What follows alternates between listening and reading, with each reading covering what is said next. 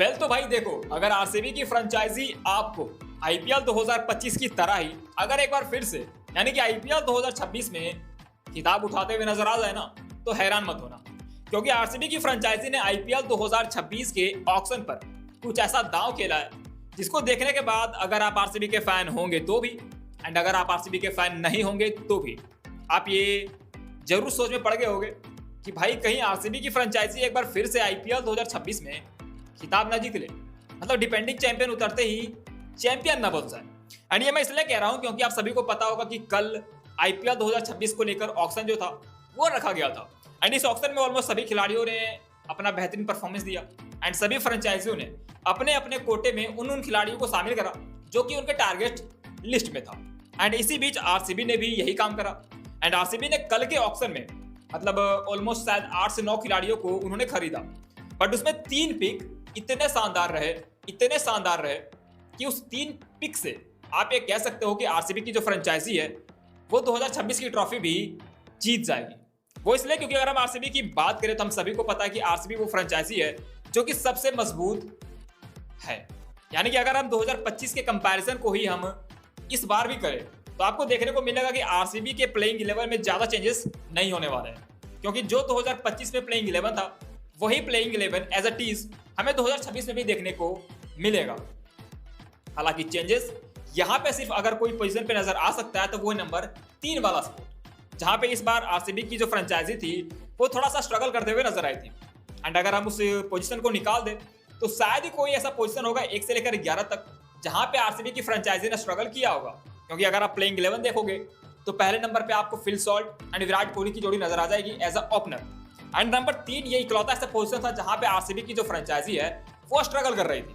And ये चीज आप भी मानते हो, अगर आप आरसीबी के फैन नहीं होंगे तो भी एंड होंगे तो भी आपको ये पता ही होगा कि आरसीबी अगर 2025 में किसी पोजीशन पर स्ट्रगल करते हुए नजर आई थी तो वो पोजीशन नंबर 3 का था। एंड वहां पे आरसीबी ने रजत पाटीदार को यूज किया, देवदत्त पडिक्कल को यूज किया, मयंक अग्रवाल को यूज किया, यहाँ तक कि लियाम लिविंगस्टन को यूज किया, बट वो प्लेस जो था वो कहीं ना कहीं आरसीबी के खेमे में कमजोर कड़ी साबित हो गई थी।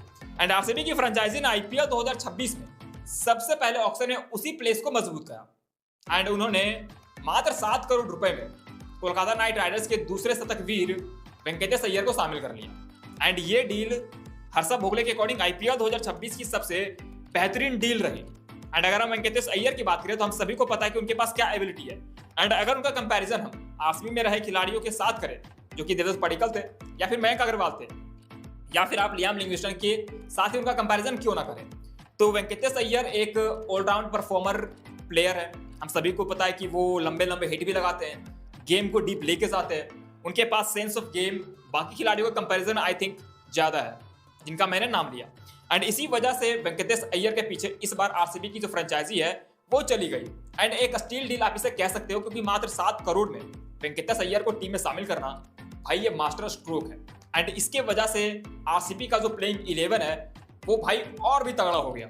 एंड इस प्लेइंग 11 के बाद आरसीबी की franchise not only on paper on ground भी सबसे मजबूत टीमों में से एक नजर आएगी।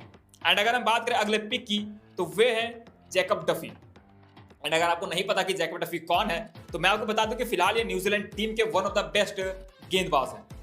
एंड जैकब डफी को बेंगलुरु की फ्रेंचाइजी ने इसलिए टीम में शामिल करा है क्योंकि आप सभी को पता है कि जोश हेजलवुड जो है वो हमारे प्रीमियम गेंदबाज है, यानी कि आरसीबी की तरफ से अगर सबसे वीआईपी गेंदबाज को है, मोस्ट वैल्यूएबल प्लेयर अगर कोई है तो वो हेजलवुड है। एंड उनके साथ इंजरी का जो प्रॉब्लम है वो हमें अक्सर देखने को मिलता है।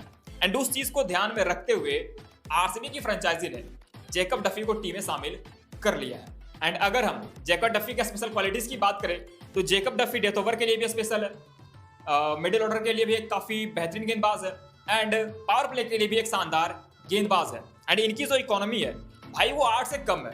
एंड इसके साथ ही आईसीसी के T20 रैंकिंग में वो फिलहाल नंबर 2 पे है। एंड ये 2 चीज ही ये डिफाइन करने के लिए काफी है कि आखिरकार रॉयल चैलेंजर्स बैंगलोर की जो फ्रेंचाइजी है वो जैकब डफी के पीछे क्यों गए। And Jacob Duffy for me Venkatesh Iyer से भी बेटर चॉइस साबित हो सकते हैं आरसीबी के लिए। एंड ये जो हेजलवुड के बैकअप के तौर पर टीम में शामिल किए गए। एंड इसके अलावा जो नंबर 3 पे जो खिलाड़ी है वो है मंगेश यादव, जिसको 5 करोड़ 30 लाख रुपए में आरसीबी की फ्रेंचाइजी ने इस बार अपने खेमे में शामिल किया है। एंड अगर आपको नहीं पता कि मंगेश यादव कौन है तो मैं आपको बता दूं कि Mangesh Yadav MP premier league में भाई साहब सबसे ज्यादा विकेट लेने वाले गेंदबाज थे। एंड इसके साथ ही एक ऑलराउंडर सेक्शन जो है वो भी प्रोवाइड करवाता है टीम को। एंड ये एंड में जाकर काफी बेहतरीन कोमियो खेलते हुए नजर आते हैं, जो कि आरसीबी की ऑलमोस्ट डिमांड है। एंड इनको एज अ बैकअप ही टीम में शामिल किया गया है। एंड जिस खिलाड़ी के जगह पे मंगेश यादव को एज अ बैकअप शामिल किया गया है वो है यश दयाल एंड भुवनेश्वर कुमार, क्योंकि भुवनेश्वर कुमार भी वो गेंदबाज हैं जो कि कभी कभार इंजरी से जूझ रहे होते हैं। एंड यश दयाल का नाम मैंने इसलिए लिया क्योंकि आप सभी को पता है कि यश दयाल के ऊपर मल्टीपल केस जो है वो अभी फाइल किए हुए हैं, यानी कि वो 2026 में खेलेंगे या फिर नहीं खेलेंगे ये हमें नहीं पता। हालांकि इन केस अगर यश दयाल या फिर भुवी दोनों में से कोई भी टीम से बाहर होता है तो उनके जगह पे आप मंगेश यादव को देख सकते हैं। एंड मंगेश यादव के पास एक बेहतरीन क्वालिटीज है जो कि यॉर्कर की है। भाई साहब सटीक यॉर्कर वो मारते हैं। एंड इसी वजह से इनके ऊपर 5 करोड़ 30 लाख रुपए जो है आरसीबी की फ्रेंचाइजी ने खर्च किए हैं, जो कि काफी बड़ी रकम होती है एक अनकैप्ड प्लेयर के लिए। एंड आरसीबी के इन 3 खिलाड़ियों ने भाई प्लेइंग 11 को सुपर्ब स्ट्रॉन्ग कर दिया है। एंड इसी वजह से मैं ये कह रहा हूं कि अगर आईपीएल 2026 में भी आपको डिफेंडिंग चैंपियन बनते दिख जाए तो हैरान मत होना, क्योंकि अगर आप प्लेइंग 11 देखोगे इन 3 खिलाड़ियों के आने के बाद तो आपको देखने को मिलेगा Virat Kohli fail shot, and number 3 पे वेंकटेश अय्यर या फिर देवदत्त पडिक्कल, नंबर 4 पे रजत पाटीदार, नंबर 5 पे जीतेश शर्मा, नंबर 6 पे आपको देखने को मिल जाएंगे टिम डेविड, नंबर 7 पे आपको देखने को मिल जाएंगे रोमारियो सेफर्ट, नंबर 8 पे कृणाल पांड्या, 9 पर सुयश शर्मा, 10 पर हेजलवुड, भुवनेश्वर 11 पे, एंड इंपैक्ट प्लेयर के तौर पे यश दयाल या फिर कोई भी और भी खिलाड़ी हो सकता है। यानी कि ये जो 11 खिलाड़ी होने वाले हैं भाई ये आरसीबी के लिए हिस्ट्री क्रिएट कर सकते हैं, क्योंकि हम सभी को पता है कि जो परफॉर्मेंस आरसीबी ने 2025 में दिया था वही परफॉर्मेंस अभी वाले खिलाड़ी अपने अपने मैचेस में दे रहे हैं। तो भाई आरसीबी के लिए इस बार रेटिंग 10 में जो मिलने वाला है वो है 9.9, यानी कि आरसीबी के लिए यार मुझे कोई कमी नजर ही नहीं आ रही है। खैर दोस्तों, क्या आपको भी लगता है कि डिफेंडिंग चैंपियंस जो है वो आईपीएल 2026 का खिताब भी जीत जाएगी? अगर लगता है हाँ तो हमें आप कमेंट करके बतला सकते हैं। मिलते हैं नेक्स्ट वीडियो में नेक्स्ट रिपोर्ट के साथ, तब तक के लिए जय।